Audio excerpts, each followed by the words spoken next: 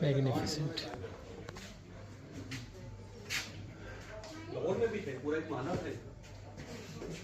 This is already the sixth generation of the master. Assalamu alaikum. You can see oven. It's after renovation, but in this at the same place, 16th century place. They renovated that oven, and they made knives here, Titan, Damascus. But what about handle? The handle of the knife, they make sometimes from the horn of the handle.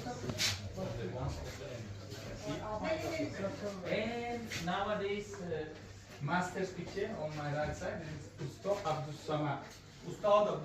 Yes, Abdul Samad.